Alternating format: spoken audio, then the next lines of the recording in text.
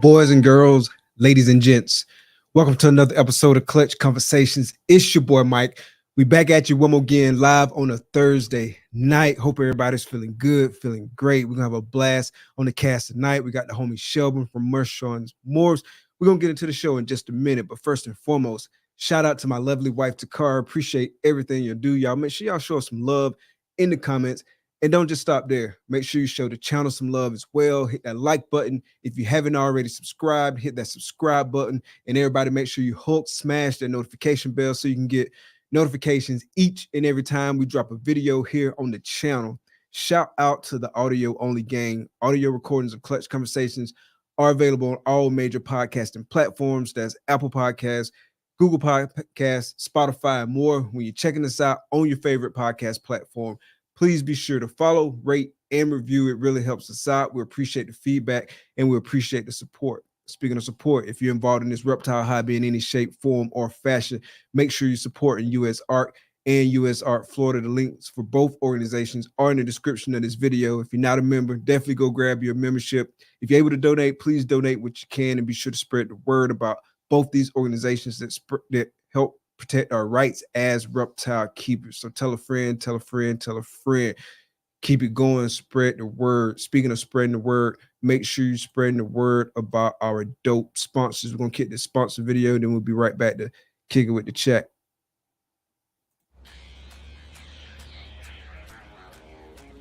Big dreams start in small towns. Small Town Xotics is a family-ran business that specializes in high-quality ball python morphs, western hognoses, and select leopard geckos. They are proud members of U.S. Art Florida, and the Orient Society. Stay connected with Small Town Xotics on YouTube, Instagram, and Facebook. Witness their journey as they grow their business and showcase their animals to the world. Thank you, Small Town Xotics, for sponsoring the show.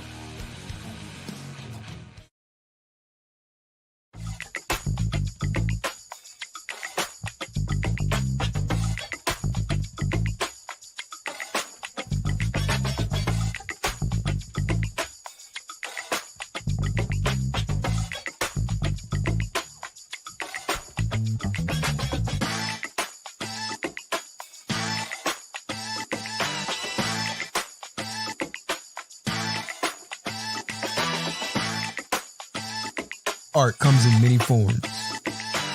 At Armless Angels, it comes to life. Yeah, shout out to the sponsors. Appreciate it, Shane. Appreciate it, Justin. Let's see who we got in the chat tonight. Man, Freddie, what's good? More Valley Reptiles in the building. What's good, homie? The homie Bosa in the building. What's good, homie? The Sultan of Support himself. Shout out to the classic super classics. 352 in the building. Brian, what's good? Heathen Hatchery. Appreciate you coming out. Appreciate the support, homie. Eric's More Factory. What's good? Appreciate you coming out. Appreciate the support.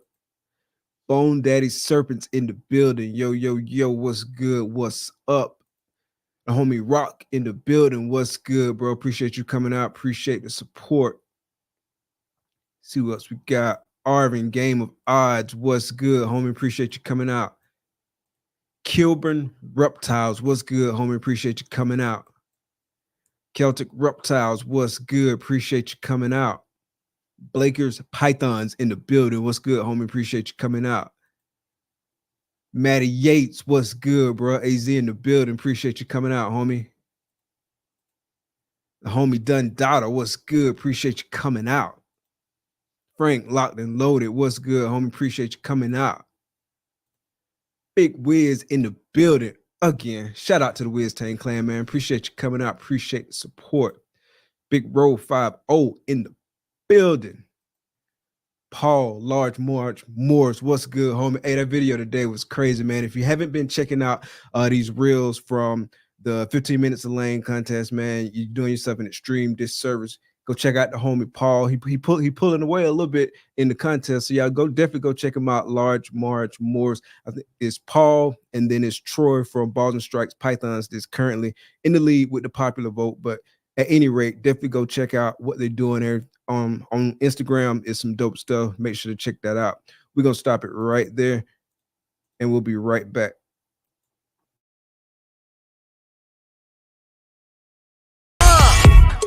Baby, won't you listen to me? I got that flavor. I know you're dying to feed. I ain't no dancer, just got some hip in my feet. Now throw your hands up. Ooh, you bring the lighter. I got the fuse. You make a fire. I'll add the fuel. Follow my lead. Just watch your shoes. Gotta turn the heat up. Fit this cool. Who you know who looking like this for real? Who you know who looking like this? Who you know who looking like this for real? Who you know who looking like this? Who you know who looking like this for real? Who you know who looking like this? Who you know who looking like this for real? Who you know who looking like this? Oh my gosh, my stomach hurts.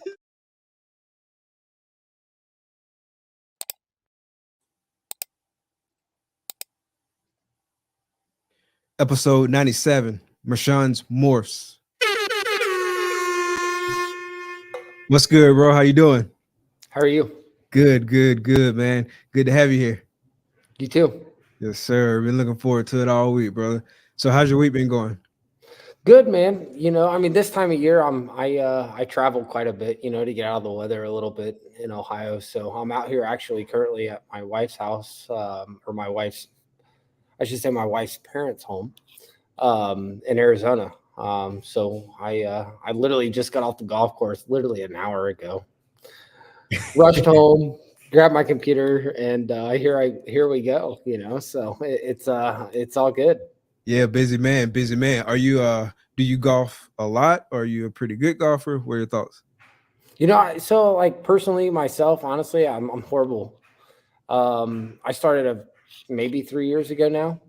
Okay. And, I've raced my whole career of my life. You know, I mean, growing up in the car industry and stuff. So I raced professionally as a very large scale, you know, with IndyCar and the American Le Mans series and all that kind of stuff. So, I mean, I did it at a very professional level with racing in general. So golf was something that I took up, like I said, a few years back, and I really like it. And so I'm lucky enough to where my father and my wife's parents live out in Arizona, where it's nice, you know, in the wintertime. Nice. Yeah, definitely a lot different weather than Ohio for sure. It is. You know, I mean, it's changed a little bit. You know, I mean, it's funny how the years have changed that way. That back home, you know, I mean, we'll get a dusting of snow, and the next day it's 50 degrees. You know, I mean, so it's we don't get the winters we used to. Gotcha. So I didn't know you used to race. How long ago was that, and how'd you get into it?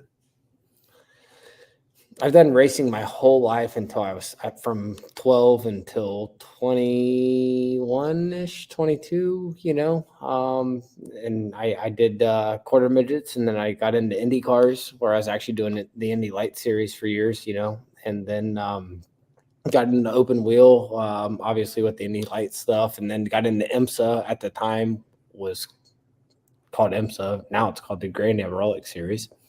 But no, I did, you know, the whole Porsche thing and you know, I mean, all that kind of stuff. And that's it's probably a little common interest of where I help Justin at. Nice. Yeah, that's pretty cool, man. I definitely didn't know that. I don't think I know anyone that used to race cars, like personally. So that's pretty cool for sure. Yeah, we do that, and then you know, breed snakes, Talk cars, snakes, and cars. Nice. Literally, that's my life.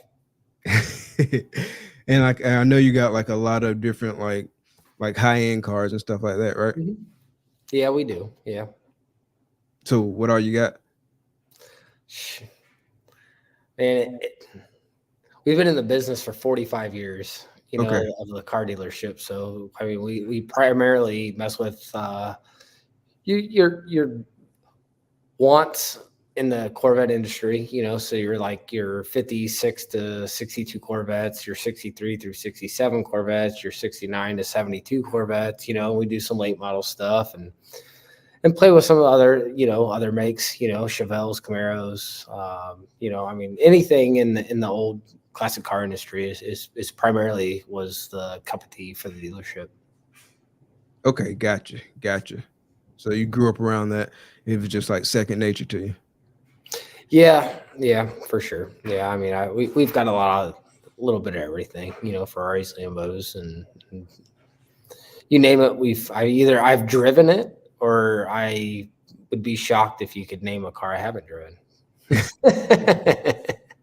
So it's as far as the racing, yeah, that just floors me. That's pretty cool. So what was one of your more crazier experiences on your racing career? Yeah, I mean, probably the biggest thing was when I ran in the IMSA series. I mean, I was a senior in high school. Actually, I was a second year of junior year of when I started in the IMSA series and ran for a team out of Georgia. And then, that's all I did. I just drove the car, just a second, another wheel on the team. I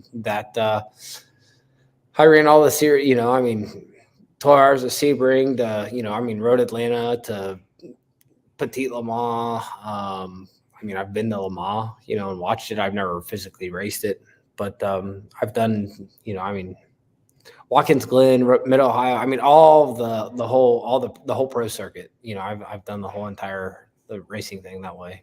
Gotcha. I don't know. I mean, that I would say that was probably one of the biggest changes of the driving career. I mean, that's where it became a point to where I could have done it full time. I felt, and I was right there. And then I ended up having kids, and started a family and everything, early on. So that kind of changed that side, and then I remarried here about a year ago now, and then I mean, I've been in Arizona for a long time, back and forth, and she's always been from out here, and now I'm more of an Arizona guy than anything. Nice. Do you ever miss racing? I do. Yeah. I mean, I do a lot of track days, with Justin, which is always fun. The problem I have is I don't have a shut off that, when you get in that atmosphere of what you are used to in the pro side of things, it's a whole nother mentality. And you go to these track days and these guys are just going out to have fun. I'm going out to break freaking records, trying to push the limits, I mean, set times, I've got to be at the top. I've got to be at the top. I can't be, beyond that. And that's just doing it for so long, so I don't do it, anymore to that level. The track day thing's is a lot of fun. I really enjoy it a lot. And I'll continue to do that. I mean, that's one thing that I enjoy, I mean, I've never been in my racing career. I've never taken like a street car and put it on a road course. I've always taken a race car, and put it on a road course, on a track. So it's huge difference. It's where the manufacturers begin to kind of develop a vehicle, in general, of taking a regular street car to a road course versus we had a developed vehicle, way more, than what they offer, obviously, at times. You ever had anything like go really wrong during the race? Like had a flat tire, like spit off the track or something? Man, I've taken 3 corners off a car, I mean, bust a wishbone, or a suspension point, going up, like hiking the curbs too high, in an open wheel and breaking a suspension point. And I mean, all you do, you just cross your arms and just, you never take a hold of the steering wheel. I mean, it's out of your control at that point, because the grass is like ice, so I mean, once you get on that stuff, it's slick as snot. I mean, you're going to hit a wall. You just take the impact and brace for it. I've taken 3 corners off a car, I mean, I'm not going to say I haven't. In racing in general in your career of any of that kind of stuff, you're going to, blow motors, you're going to blow tires, you're going to have, crappy pit stops, whatever the case may be. But no, I mean, I've been through it, luckily enough. Unfortunately, I haven't had any broken bones or any bad injuries, along the way. But no, it's a thrill, it's a ride. What's going through your head? Like when you hit the grass and you're gonna have like impact, what's going through your head? Not, I mean, when I was early on and I had children, I've got a son, Giovanni, he'll be 14 here in January. I've got a daughter that'll be 12, Aubriana, and then I've got a little boy that, is a little over 1, Giovanni, Sterling, and then I've got a little girl that's 2, Joy, and I mean, at the time that I did that stuff, I didn't have the 2 younger ones, so I've got a little bit of a gap, but you can't let that stuff go through your head when you're driving. It's a mental thing, just like golf or anything else, so you just got to literally, like, you put on a helmet and it's like, it just, I mean, I got to such a state of mind to where it changed things. I mean, I didn't think about anything else, but driving fast, and now, I mean, people ask, what were you thinking? Like, what was going through your head before you did that? Did that hold you back or anything like that? I didn't have any of that. It's what I did. I mean, I just drove the wheels off a car and put it to the limit as much as I felt that I could do myself. No, I didn't have too much restrictions. I felt that way. I mean, it was just a mental thing, and you got to commit. That's the biggest thing. I mean, you really have to commit, and doing 160 through a corner versus doing, 60 through a corner. You just got to commit. I mean, the chances are always there, and I mean, you just rock and roll. Nice. Sounds like it's just like anything else. Obviously, like different specifics, but as far as like the whole mental aspect of it, you just gotta, like, it's a mind thing. It was big. I mean, it's a mental game. I mean, it's committing to anything. I mean, you gotta trust the car. You gotta. I mean, there's a lot of things that go through your head. I mean, doing those kinds of numbers, speed wise and stuff, but it kind of comes normal, after a while. I mean, the numbers don't play as much in your mind as the how things work. Nice. And so you said you're pursuing records and stuff like that. Did you set any like records or anything like that? I did early on in my life. I did, in the quarter midget thing, I did, I still have, track records, until this day of, doing that stuff. But in the indie lights and things, anything along those lines, I didn't have anything that way, but it was a fun experience. Nice. Yeah, that's pretty cool, man. I didn't know that. So that's pretty cool to learn about that. So I guess moving on, let's talk about snakes a little bit. So how's your season going right now? I mean, it started off early. So I moved into the new facility and I was able to start a lot earlier than last year. I moved in literally December. I think I looked it up. It was like 19th or something like that. So I've been in there a year now. So last year I didn't breed heavy at all. I started really late.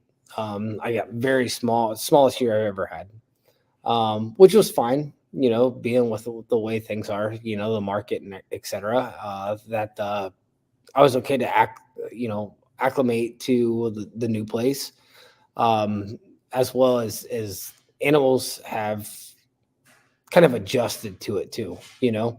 So I was able to start early, months early, nice. to where, I mean, I've already got, I mean, I'll have eggs on the ground within a week or two from now, Oh, nice. you know, for 24. So, and several, you know, I mean, things are starting to flow in, you know, so it'll be a good year this year, because everything's kind of in its parameters, and I mean, I literally moved them from one side of the property to the next. I didn't move them far. It's just, it's a lot. It's new, you know, I mean, it's sealed up, it's tight, you know, I mean, it's fresh. Did your girls get some good weight on them? Taking off? Yeah, and that's another thing, you know. I mean, I didn't have to push stuff hard, you know, on getting weight on things because they had all last year. You know, I mean, I was hitting things last year all the way through, and so I mean, when I came into the season to where, you know, breeding time came, it wasn't as bad. You know, I didn't have to push things as hard, you know, on feed. Once you start, you know, girls developing follicles and stuff, you know, I mean, obviously you see them, you know, starting being hungry monsters or whatever you want to say, you know, I mean, things kind of take off, you know, a little more, but no, it's kind of things that just kind of rolled and flowed through. Nice. And so you said that you had a small year last year, at least your smallest year. So what's small for you? Yeah, it's funny. So typically I do 30 a year. Okay. You know, and I do 30, like, you know, obviously solid stuff. You know, I try to do the best that I can. You know, this year was only 8. You know, so I mean, it was less than 1/3, you know, what I typically do, but I'm not disappointed at all, you know, with not being heavy, you know, on having a bunch of babies to move right now either. Was it like your top 8 or somewhere close to it? I'd say it was about 50-50. Okay. You know, it was kind of one of them years, you know. I mean, I had some cool lavender stuff, you know, one lavender clutch that was pretty unique. You know, I mean, clown stuff, of course, you know. This was the first year to make clown pied combos for me, period. You know, so that was kind of fun. Nice. But other than that, you know, I mean, it wasn't some, you know, it wasn't the year prior. You know, I mean, last year, you know, I mean, the year previous was pretty interesting and really fun. But it makes it more fun for this season. So Nice. you know, I mean, there's a lot of different puzzle pieces moving at this moment. So it'll be a much better year than last year. Nice. I unexpectedly hit some clown pie combos this year. Nice. Like I had a male that I didn't know he was het for pie. Like he was a DG leopard, yellow belly, Inchi, het clown. And I put him to clown pie, hoping to hit like some visual clowns that were double hit, and then hit 3 clown pie combos. I was super stoked about that. Yeah.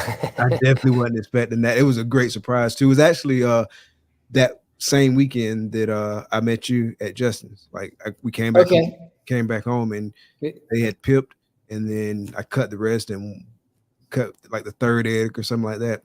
And it was like a clown pie combo, which was like, I was like, that's crazy. That's crazy. So like I het the rest because it was like 8 eggs total. Couldn't help it. Yeah. 3 of them ended up being clown pies. I was like, oh man, this is nuts. All het DG. All het DG. Yeah, that's good. And that's the thing. I mean, it takes a couple years of some really solid things like that to happen in anybody's collection, and it really changes things. Yeah, that was definitely a pleasant surprise. I think my next 2 clutches after that, like it evened out as far as like the odds got, because I went on like 10 males low genetics in a row. It was like I just couldn't hit anything after that. So yeah, it's crazy. You get highs, you get lows. It's just how it goes. It's like playing the lottery. Oh yeah, it's thrilling for sure. So I want to talk a little bit about the facility. So you say you've been in about a year. Talk about like the planning process and what went into kind of like designing the layout and kind of like how your mindset was at that time? So I've been fortunate. I would say this is, I don't even know, 4th or 5th place that I've done now. And, you know, I mean, you make changes along the way at each facility. I was really lucky, and, you know, I mean, obviously Justin and I became really good friends and helped him move into his place, that I took a lot of pictures and stuff of more of that than anything. You know, I mean, everybody asks, you know, I mean, he's got all the you know, I mean, you've been there, you know, you see it. I mean, everybody's got mindful things of certain things that's going on, which there's really nothing different, you know, besides his animals are just very advanced. That, you know, I was able to go through and picture this and that and where to, you know, I mean, and I kind of just duplicated it, you know, I mean, I really did. I kind of changed things, you know, what I would have done personally different. You know, I mean, I'm very OCD. So like stainless beyond the sinks doesn't have nails going through it or anything. It's just a solid sheet. You know, I mean, I glued it to the wall. So it's just perfect. There's no dents, no nothing, you know. But you know, I mean, one thing he mentioned is I never put an incubator on an exterior wall, and obviously I didn't. You know, I put my T-wall in kind of the center of the room, and then did hatchings on one side and breeders on one side, and kind of divided things that way, and was able to put the incubator on an interior of the T-wall, and you know, make it to where it fixed that issue, you know, or I don't even say there's no issue, you know, of having it on an exterior or interior, but it was something that I was able to do, right? You know, the layout of having displays and cages in general, you know, I mean, all the racks and put 2 here, 1 here, and 3 rail racks here, and I got 18, you know, this and that, and just all the numbers, you know. I mean, I literally, I drew the whole thing up, you know. I started on a clean sheet of paper, you know, so I didn't have anything, you know, really restricting me from a certain dimension to an extent. That I was able to kind of go a little beyond, you know, put cars in front and do the snake facility in the back of it. And it literally, I mean, from an exterior side of things, I mean, it matches the house. It looks like I've got 6 garage doors on the house versus a storefront a little bit more. You know, so I just changed the dynamics a little bit of what I wanted to what it fit me personally. Gotcha. So what was the most challenging aspect of kind of like going through that whole design and build phase? I mean, I didn't have too many challenges along the way. You know, I mean, everything was pretty dialed in. It was just a matter of keeping everything kind of pushed along, like getting in by a certain point, you know, and keeping up on everybody to, you know, the contractors and stuff of drywall and insulation and, you know, I mean, HVAC and everything else getting installed. You know, it's probably the biggest stress of building the whole place, honestly. Did any of your costs kind of go up from the initial projection? Yeah, I mean, I built last year, you know, I mean, a little over, I mean, I started a year and a half, 2 years, I guess, at this point, you know, ago, to where prices were different. You know, I mean, lumber was different. Concrete stayed the same, if not more, you know, so that hasn't changed much. If I had to duplicate the building today, would cost be much different than where I'm at now? Probably not. So I wouldn't change anything. Is there some things I would add? I guess. Yeah, I would. And really it would be a bathroom, if anything, you know, to the whole building. You know, beyond that, I mean, the thing is, it's so close to the house, it's maybe 10 steps that I just never put that in my mind, you know, realistically to mount to much. I didn't think I was going to have 50 to 100 visitors and stuff like that at a time, you know, to where having a bathroom publicly to an extent made sense. But I mean, I do. I have a lot of people over and you know, I mean, there's been quite a few things, obviously, you know, facility tours and, you know, the whole bit that, I probably should, that would be my biggest thing I'd change. Gotcha. So are you doing a ton of facility tours? Not much. You know, I mean, it's pretty small. You know, I mean, I don't shut anybody out or anything that way. You know, it's just more of you know, if people ask, you know, I mean, you're more than welcome to come over, you know, and view the place. Nice. And so everything's all settled in now. Season's gearing up for you. All that's looking good. And you say you're probably doing about 30 clutches this year too? Oh, no.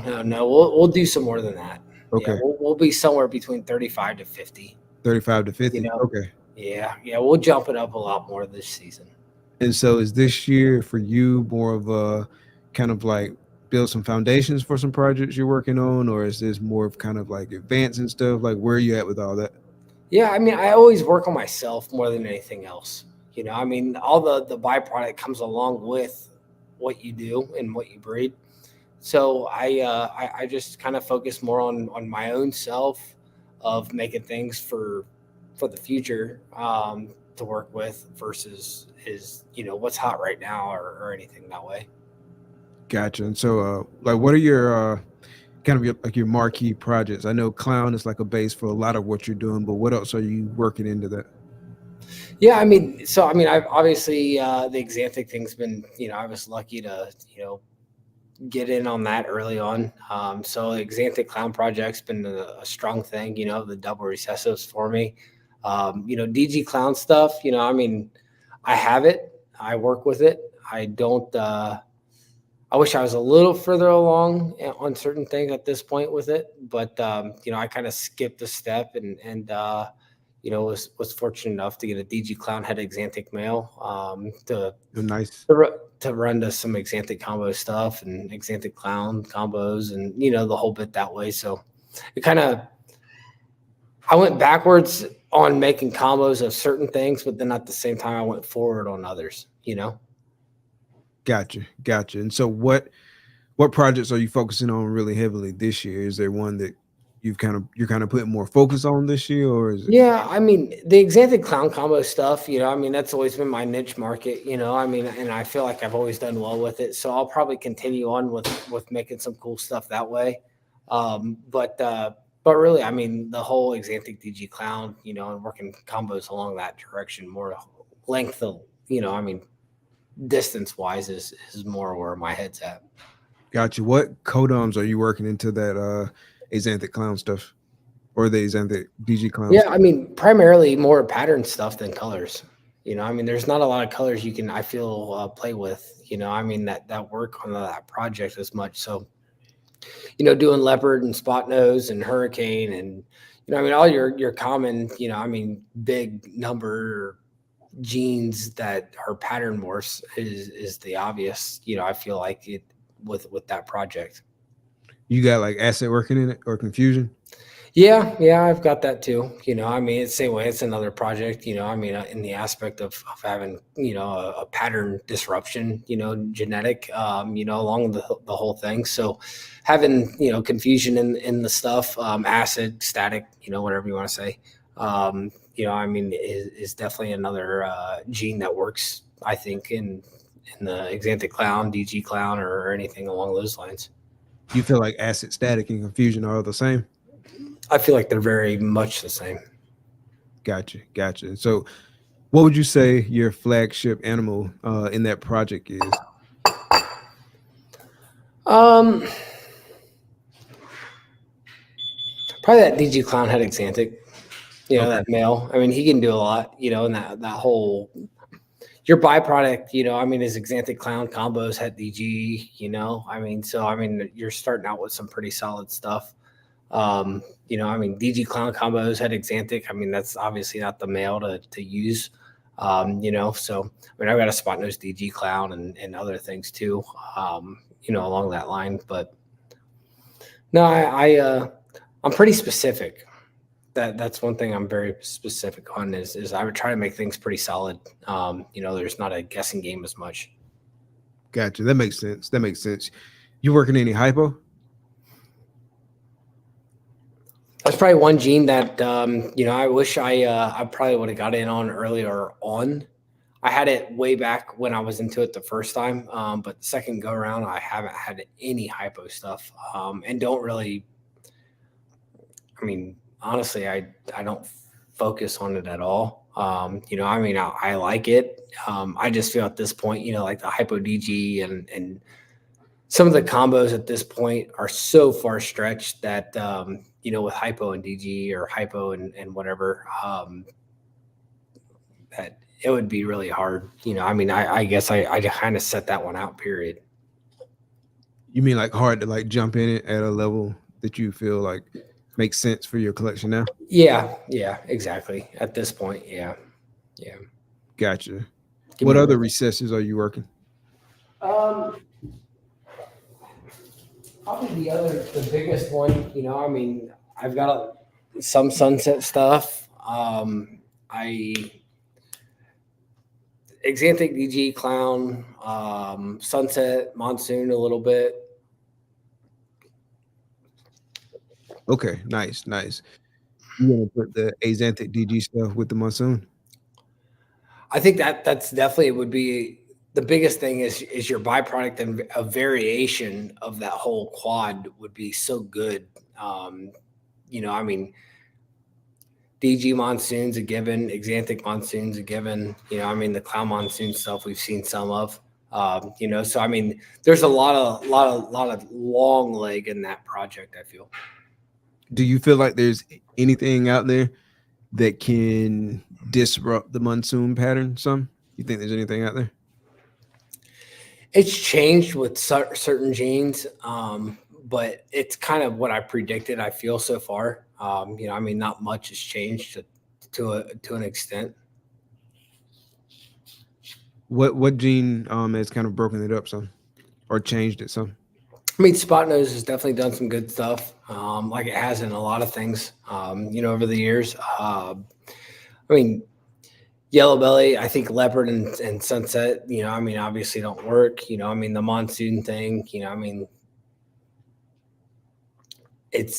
we've seen so much special in Mojave and pastel and stuff with monsoon that we haven't seen many other things along the lines of with monsoon so far yet to make it knowing of what really works the most. Gotcha. Yeah, that makes sense. Yeah, I definitely want to see like what's to be done with that project. Like it's a project that I like, but I don't see myself investing in it anytime soon. Not because like I don't like see a future for it, but obviously like I'm trying to stay at like a specific size for right now. And Right. So I don't want to like get too spread thin in my projects. I do want to kind of focus. And so I've got like a subset of projects that I'm working on, and I'm just trying to go hard in those projects. So along those lines, like what are your thoughts on like diversification versus specialization? Yeah, I'm pretty narrow-minded to an extent, so I really always try to focus on things that work best for me. I think there's a variation, of what's hot and what's not as strong, to today's market. I think DG's probably cooled off a little bit compared to what it was at for a little bit. Is Clown a new puzzle and that whole thing? I don't know. I guess we'll all find that out, right? Right.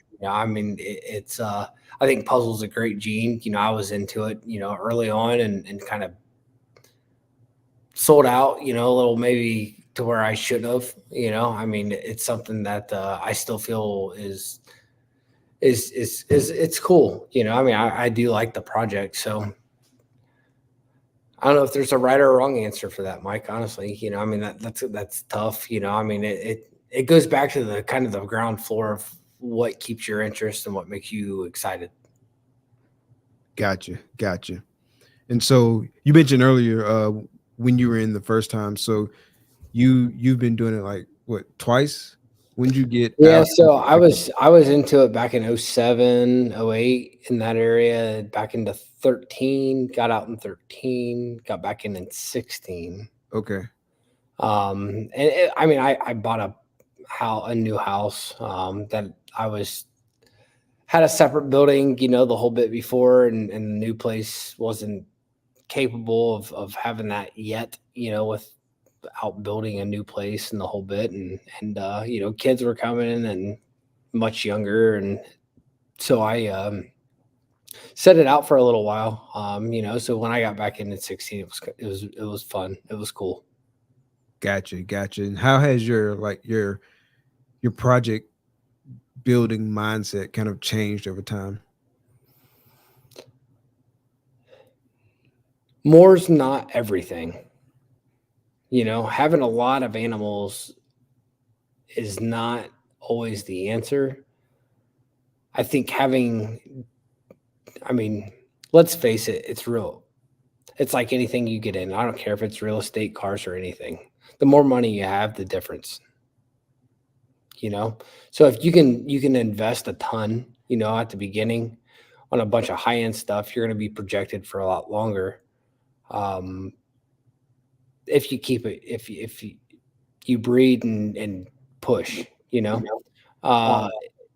if you don't do it as much and it's more of a hobbyist side of things, it's just really what your checkbook allows. You know, I mean, I mean, you can have a $100,000 collection, you know, of some really good stuff, and have 40 snakes that really do very well.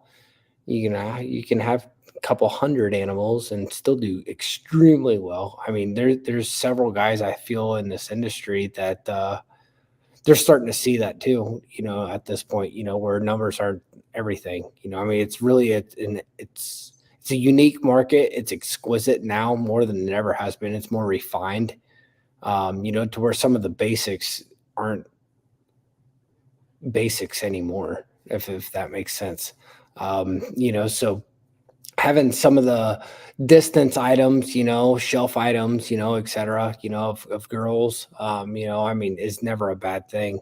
It's just a matter of, you just kind of got to set a perimeter. You know, I'm kind of, you know, I grew into the new facility and had a ton of animals, and I'm kind of like, I don't want to say consolidating a little bit, but I call it thinning some of the fat. You know, I mean, some of the stuff that it's like, that's just another clutch.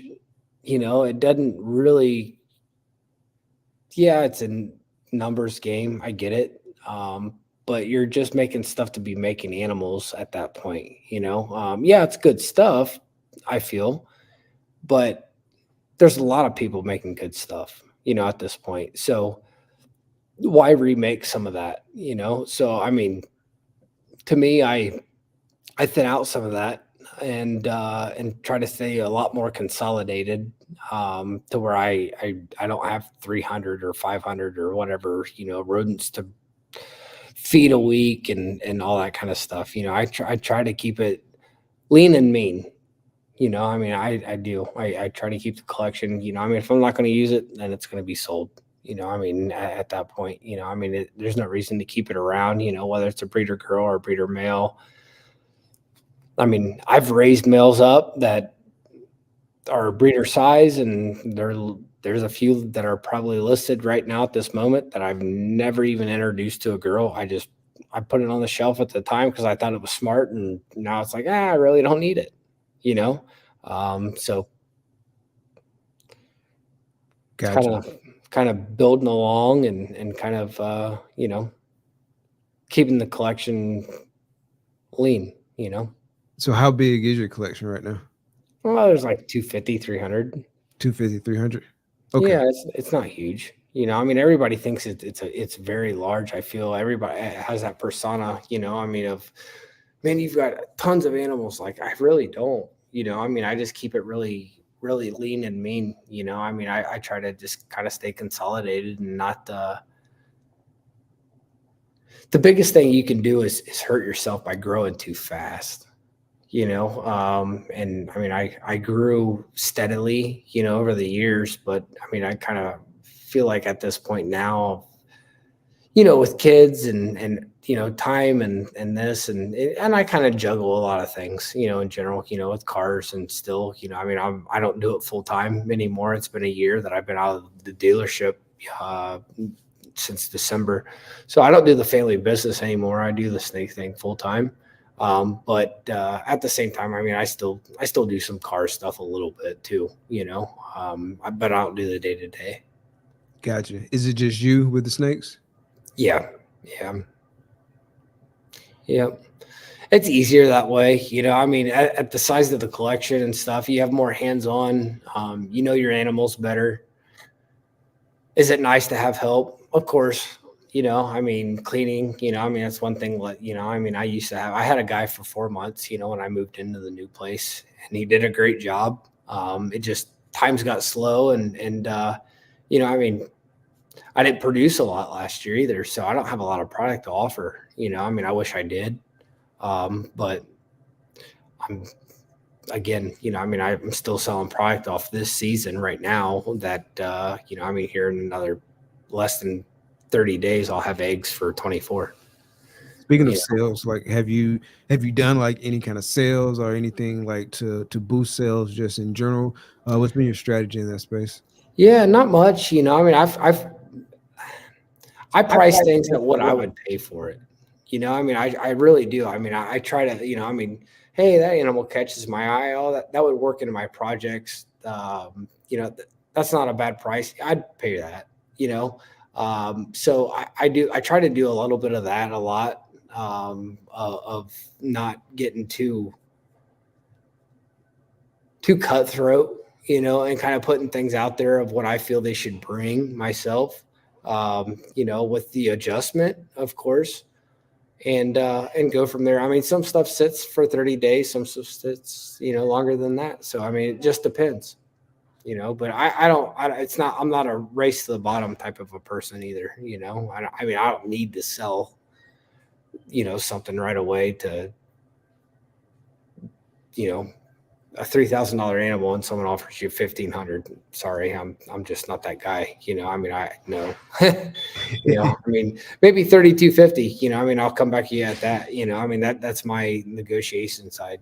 I mean, I don't get too involved in the numbers of racing. Well, there's a Hurricane Clown for $800 on the market. Well, that's, add a couple of genes to it, and I guess you figure out what you feel it's worth personally. But I mean, this is what I'll take for it, so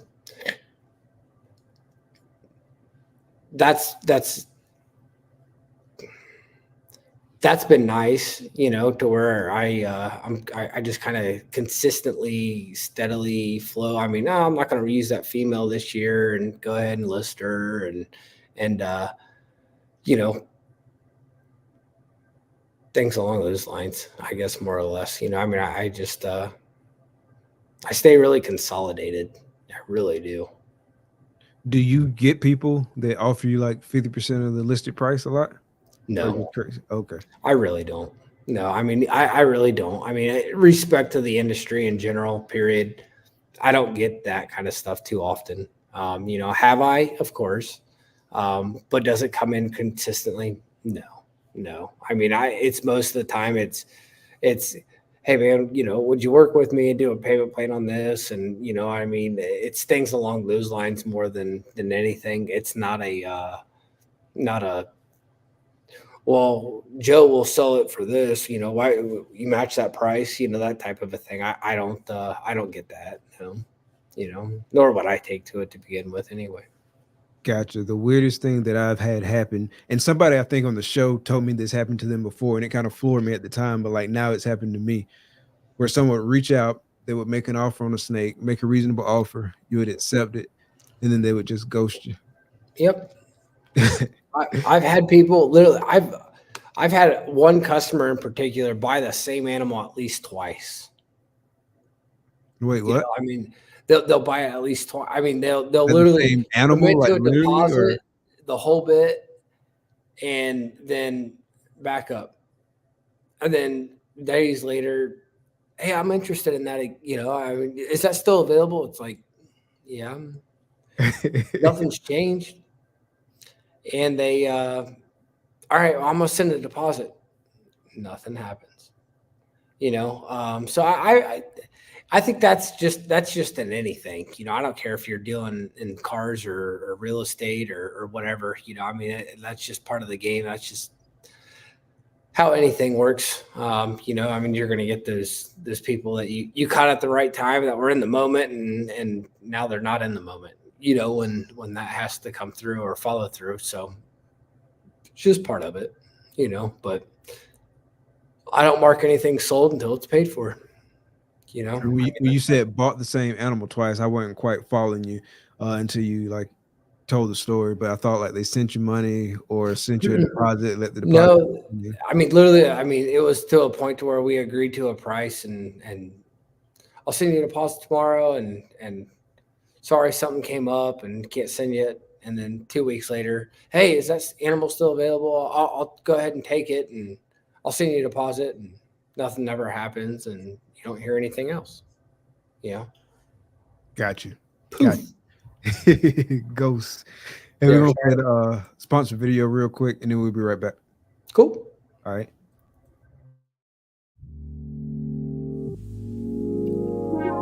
Peace and love, family. We invite you into the heart of our serenity, Ancestral Royal Pythons. At Ancestral Royal Pythons, we're not just breeders, we're nurturers of love and growth. Each of our high-end ball pythons is a tribute to the grandeur of the natural world and our dedication to quality. Reach out today and bring one of our creations into your home. This is Ancestral Royal Pythons. Your journey begins here. Here's to the exciting world of Ebony and Ivory reptiles. From unforgettable parties and events to keeping and hatching some of the dopest reptiles in the reptile hobby, we're all about education, quality, integrity, and respect. Hit us up and see how we can help make your next project a reality. Experience Ebony and Ivory reptiles, where fascination meets fun. Ebony and Ivory reptiles. Appreciate the sponsors. So you kind of already answered this, or at least some of this, but one of the questions I wanted to ask you is about like advice for a new breeder. And I realize that's kind of like circumstance dependent. So sure. I'll tee up like some circumstances for you and we can just go from there. So if someone comes up to you, they're like, hey, Shelby, I got $100K to invest in ball pythons. I really want to start breeding. I've been keeping ball pythons for a while. I've got my husbandry dialed in, but I really want to kind of like dive into the breeding aspect of things. Space is really not a limitation. What's your advice on how I best build out my collection? I think with that, personally, I'd always buy hatchlings to begin with. I'd always buy girls. Your first couple years, I maybe take 75 of the 100, and buy girls, but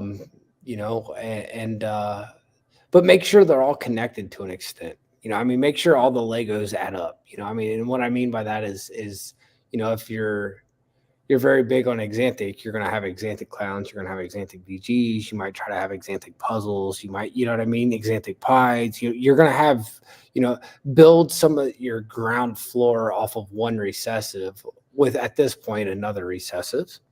And invest, you might only end up with 5 animals out of that 100,000. That's the truth. Depending on how far you want to go, you could, as you could we could spend 100K on 5 snakes real easy. With that being said, is that the right attack? Maybe not. I feel that if you don't want to press the envelope as much, you can do more in quantity, so you dial it back a little bit. You get some really good females, you still raise them up the whole bit.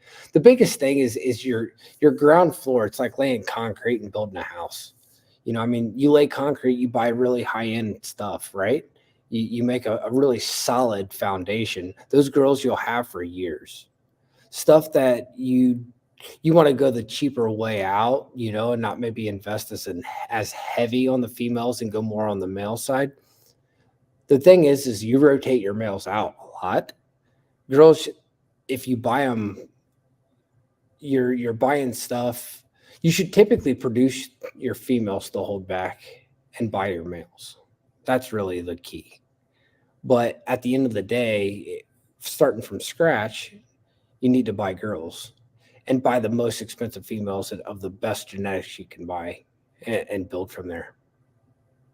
Gotcha. So is that advice, like, have you always followed that advice, like, or did you kind of like learn by like trial and error at some point? Yeah, I mean, it's something. When I got back in 16, I mean, I was smart enough and sophisticated enough that I knew a lot of people from the first time in. So it was like coming back and reconnecting, you know, with, I mean, Mark Bailey and Ozzy. I mean, all those guys. I knew all those guys way back before the first time I was into it. So I had a lot of good connections. It was fun to see a lot of people. You know, what brings you back? Oh my God, you're back in this industry. You know, I mean, the whole bit. It was fun, right? And I went to Tinley in October in 16 and went crazy. And I mean, there's still a few of those females, even in 16, that I've raised up as hatchlings when I bought them in 16 that I still have today. That they really just, they're not really going out of style. What'd you pick up in 16 that you still like breeding?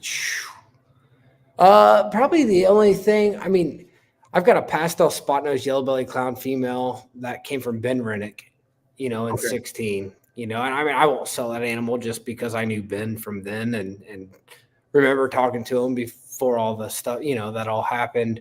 You know, I mean, I still have a fire leopard clown visual girl from Justin, you know, at this point that is probably outdated really, but it's really hard to get rid of certain things at times. And that's another thing about slimming down, you know, and trying to keep the collection thin, because you get to a point to where you're established in your collection so far to where you're investing in males more than obviously where the transition changes, you know, of you've got your females, right? And you're big on males, you know, and you're capable of always buying heavy males. So you start buying those males and then you get into, it's easy to make some of the smaller items you feel that aren't as valuable to your collection still valuable because you have those heavy males. So it's hard to consolidate, you know, it's like, oh, I can run that one male to that girl. And it's like, yeah, I'll be making fire leopard sunsets or fire leopard clown's head sunset or whatever, you know, I mean, so it's like kind of hard to sell some of those breeder females that are like plug and plays, you know, but you kind of gotta, I mean, to me, it's like, all right, I can do it. You know, I can do these 5 pairings with that one male. I can do, or I get spot nose clown combos. I can do this, you know, I mean, I can get several different genetics, you know, spot nose, yellow belly, fire, leopard, hurricane, whatever. I mean, you name it, you know, damn near, and clown het this or het that, right? So why have some of the other stuff, you know, at this point? You've got other things along, you know, why make fire leopard clown combos het xanthic when you've got fire leopard clowns het xanthic breeder females sitting there? That makes sense. That makes a ton so of like I try to like always just, you know, it's like I really am not going to use that. Like, I mean, I can't literally throw even out of the most expensive males or whatever, the most unique males of the whole collection, of running them through that female, you know, from a genetic side of things, you know, through your head. It's like none of them really trigger me to where I want to like do that, you know? So I'll sell it. Gotcha.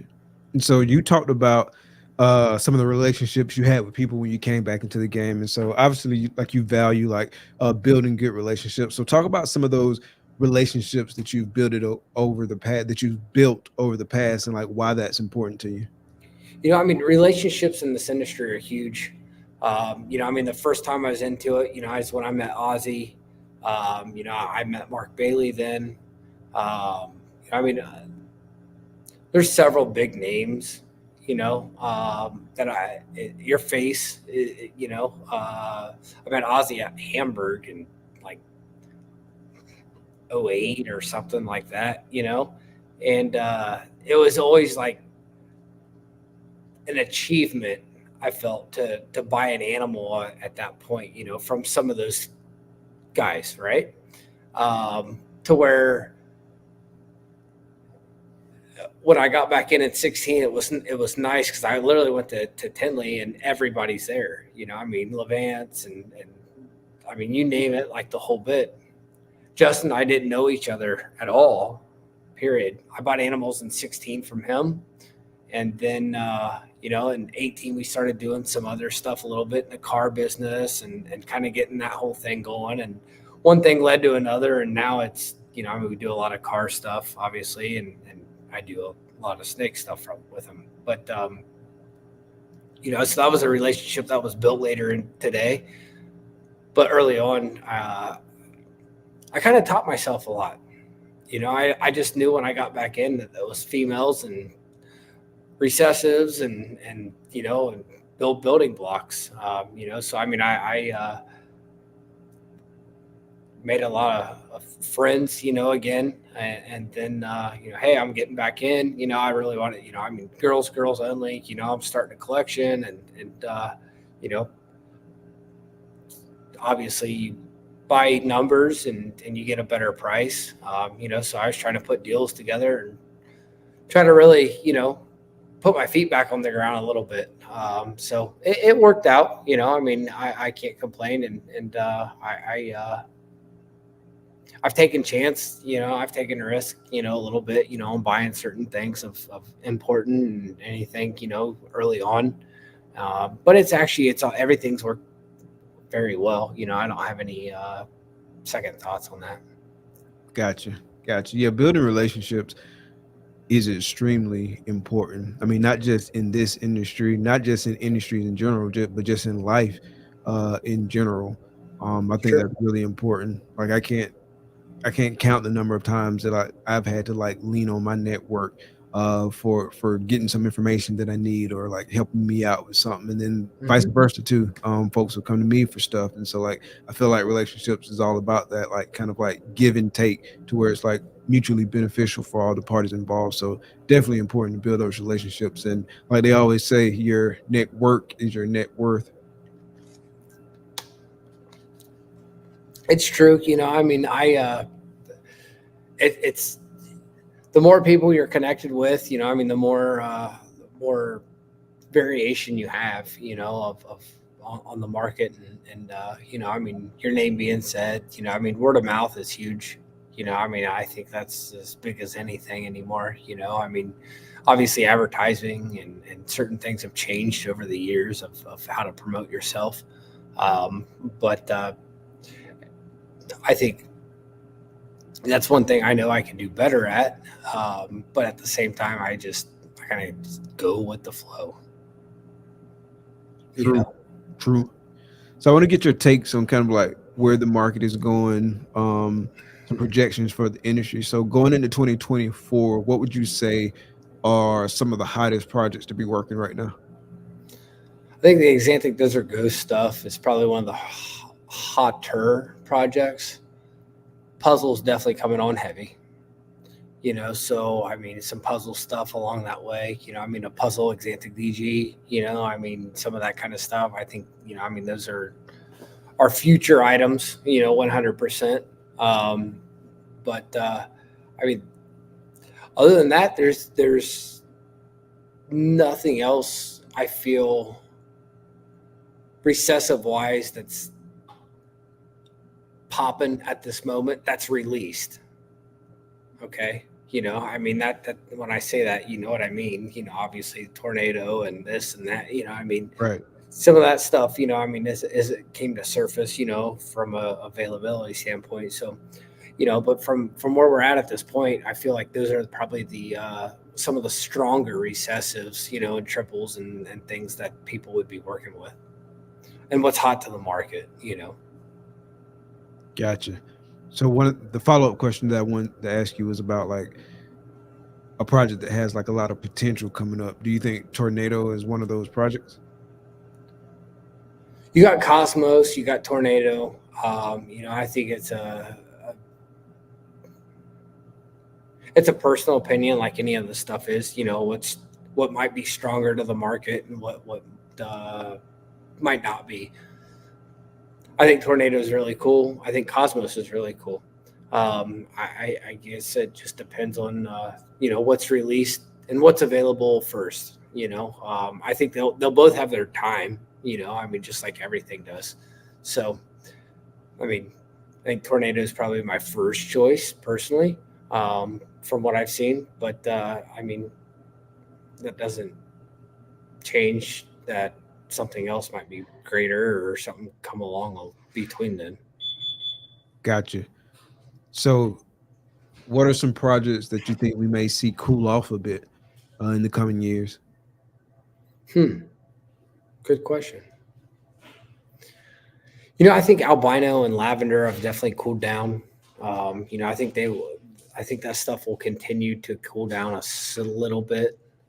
The Dreamsicle project in general it's always going to be solid, I feel, just because of, from any new person getting into the industry, it's such an attractive animal of whether they come down to $1,000 or $500 or whatever the number may be. They'll always be desirable at that point, and it's still a double recessive snake, even if you had it as a pet or you're going to do it as a breeding project. But, I would say some of the older recessives are obviously the ones to continue to do, how the market is on anything, they're going to kind of become something that's not as desirable, period. Gotcha. And so going back to the sales a little bit, like what sales channels do you think have been like the most productive for you? Is it your website? Is it Morph Market? Is it shows? What are your thoughts on that? I do a lot of Morph Market. I try to keep anything that I have for sale available, so I always try to keep it listed. There's times to where I get a little bit behind and I'll have stuff on my sheet, of what's available, but not listed on Morph Market. But other than that, between that and then Instagram and stuff, of just, every time, every now and then, I'll post a story of this is available or whatnot.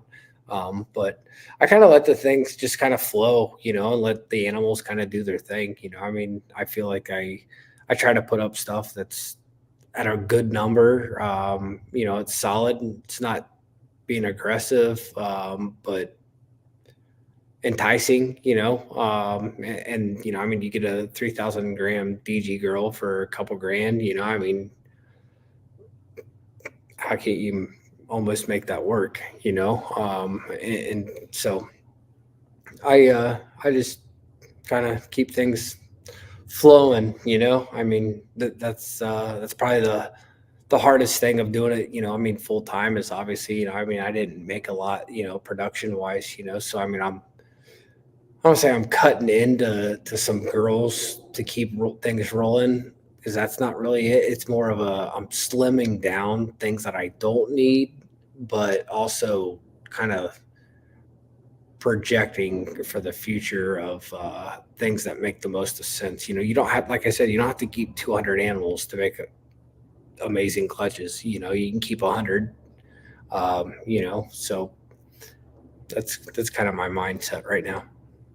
Gotcha. And you're doing shows, right?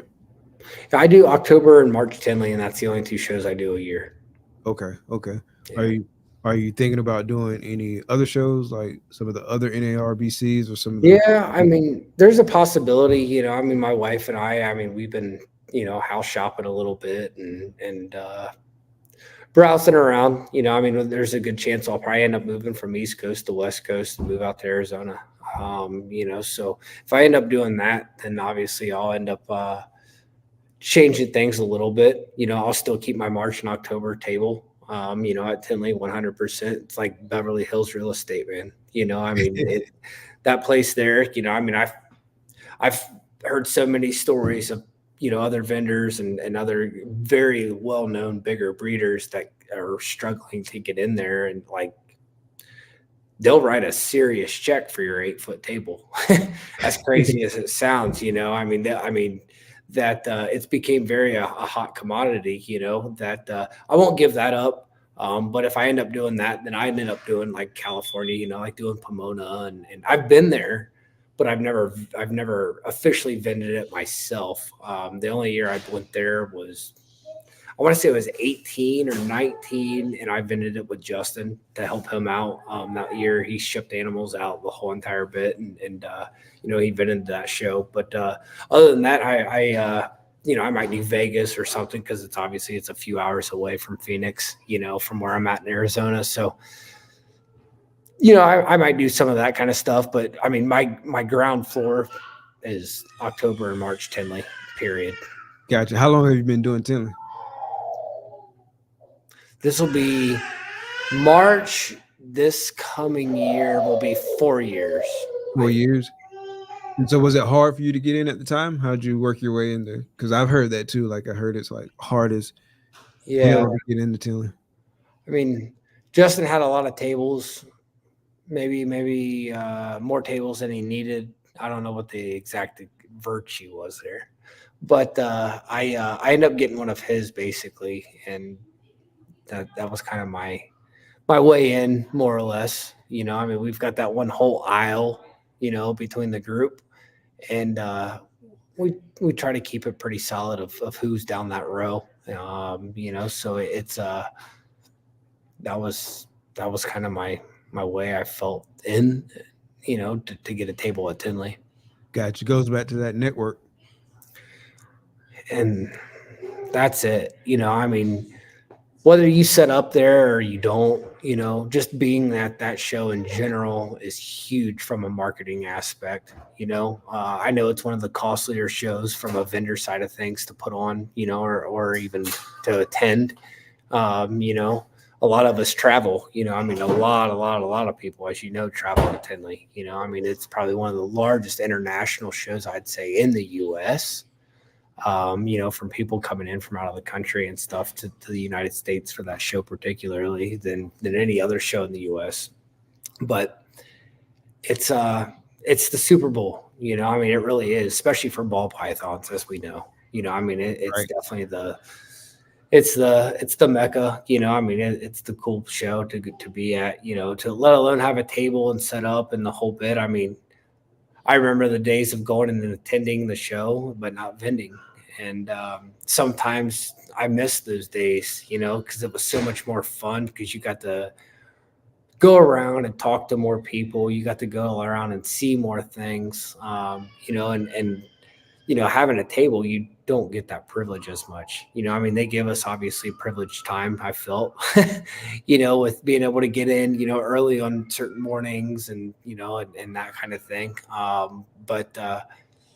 But yeah, it's a little different, than vending. You always feel obligated, even on those days of, because, a lot of vendors sell to vendors, so you get those opportunities of, man, I might have missed the sale if I wasn't there at that time of when all the vendors are walking around, because no one else is being able to walk around, right? VIP or vendors only. So it's just how things work, And I thought I heard you say one time that you hadn't been to Daytona, at least not at the time. Have you been to Daytona yet? I have not, still to this day. That's one show that even when I was into it the first time, like that was like a Tinley on steroids to me, like I never even did Tinley before. No, I did Tinley, not vending obviously, but attending the first go around, maybe back in 11 or 12. No, that's one show I still want to do big time, just to attend it. Vending it, I don't think I'll probably do that. It's I'm really lucky where I'm located in Ohio, because it's a 4.5 hour drive to Tinley. It's nothing. To Daytona, it's a haul. Yeah. Obviously if I lived out here, it'd be a lot different because everything, Daytona and both, are obviously East Coast. But I'll probably attend a Daytona here eventually, but vending, I probably won't end up. I don't see it right now. Gotcha. Yeah, I have a lot of fun at the Daytona show. It's about 2 hours away from me, so that's a show I hit every year. It's a lot of fun though. Definitely a different atmosphere than Tinley. It's like way more spread out. Just kind of like a different layout in general, so it doesn't feel as packed, but it's Right. still like a good bit of people there, and it's just a different vibe. I mean, obviously being on the beach, that's another thing to do too. So it's real cool. Lots of fun had at Daytona for sure. Yeah, and that's the thing probably there. The atmosphere is definitely different. The nightlife's definitely different compared to Tinley. It's different atmosphere for sure. But it's something I'll get to one day. I definitely will. It's just a matter of when. For sure, for sure. All right, bro. So before we let you get out of here and enjoy the rest of your night, I do got some random questions for you. And so the first one is pretty easy one. If you could live anywhere in the world, where would it be and why? Or at least I think it's a fairly easy one. I've been very lucky in life, so I've traveled the world in a very large way. I guess it just depends on what the other parameters could be. Jobs, etc. Right? Gotcha. I love Europe. I probably couldn't give you a specific exact point, but I would say if there's, I would love to live in Europe. I love England, huge. Italy's the whole Amalfi Coast, on the water's badass, but I don't really have an exact answer for that because that's like people asking me, well, what's your favorite car? It just depends on what you're thinking. The day, probably. Like, what are you wanting to do? Are you wanting to go out and tear the streets up, or you want to go out and have a fun, cool drive and something that's old and just the old nostalgia, or you want to go out and set land speed records or try to, right? So same way with that whole thing, obviously living in a, on the beach in Hawaii or in Monaco or something like that would be epic, right? So yeah, that would be dope. That would be dope. That would so be if you were say it again. I said, so that would be kind of my answer, I guess you would say, is that's I guess it comes down to your checkbook, more than anything. If you were trying to set a land speed record, what car would you use? If you said, here's the salt flats and you have an open 10 miles, just nothing. The new T50 that Gordon Murray is bringing out is probably one of them. It's in the new auto, road and track and the whole bit that there's, Motor Trend, the whole bit. They're saying it's basically the new version of a McLaren F1. And from a standpoint at this point in time of where car manufacturing is at with so much hybrid stuff and electric, it's a naturally aspirated 12-cylinder Cosworth gated shifting. It's old school technology, but it's new. Okay. That is, they crank almost 13,000 RPM on a road car. They're 3 seats like a McLaren F1. A McLaren F1 realistically is kind of like a 250 GTO Ferrari, to some of the largest enthusiasts in the world. So I would say a T50 would be my first choice. What's the top speed on it? Well over 2. Well over 2. Yeah, that's fast. That's booking it. It's getting it. Nice. All right. So if you won $10 million tomorrow, how would you use it? I would put my house up for sale in Ohio. Okay. And I'd move out here to Arizona and buy a house, pay for it. That's normal. You know, I mean, the biggest thing out here is obviously it's kind of like Beverly Hills to an extent. You know, I mean, Scottsdale's very, very, very expensive. So I would do something that makes sense and have it paid for and have money sitting in the bank to where you can play. You know, I mean, I'll never stop playing with cars.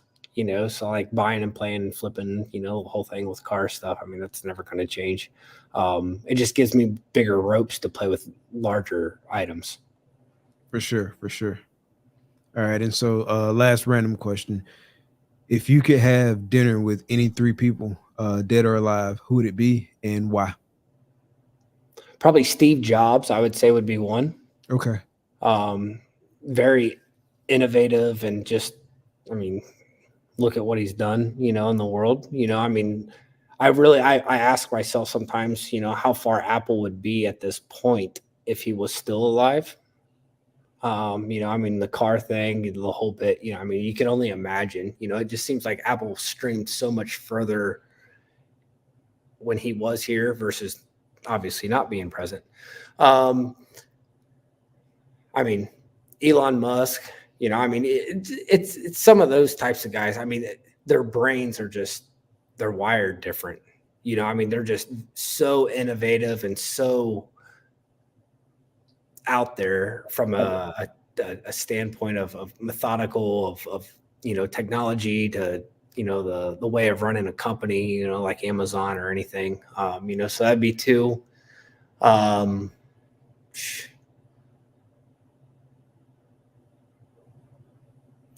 Number 3, we'll try to go for something a little bit different.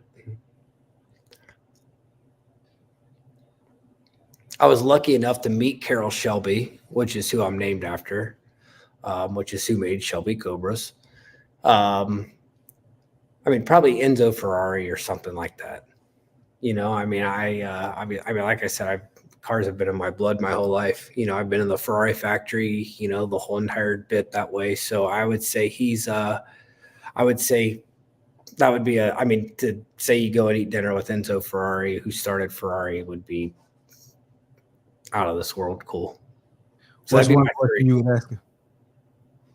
Huh? What's one question you would ask?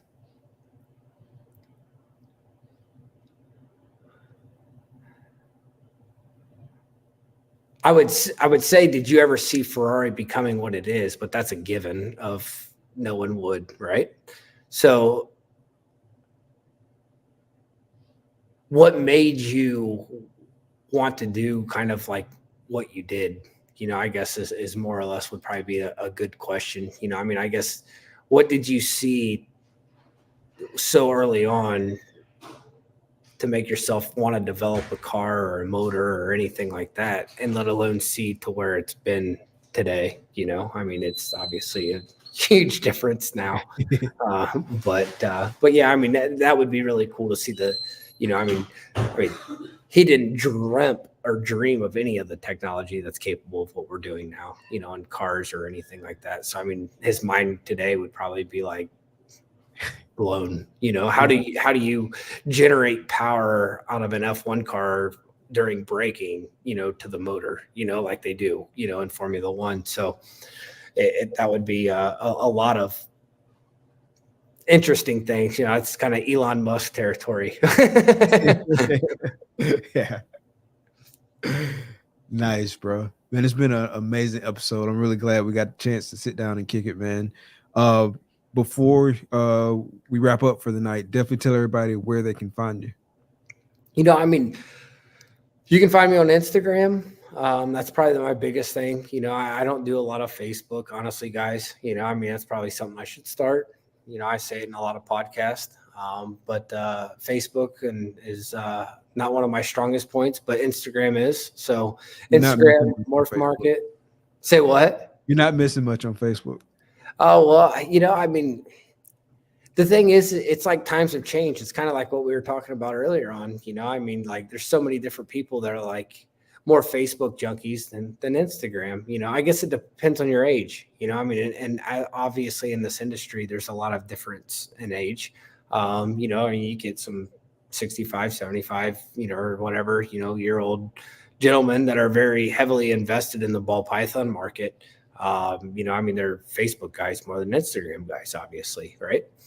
So it just depends, but Instagram's my main thing, and my website, you know, it's mershonsmorphs.net.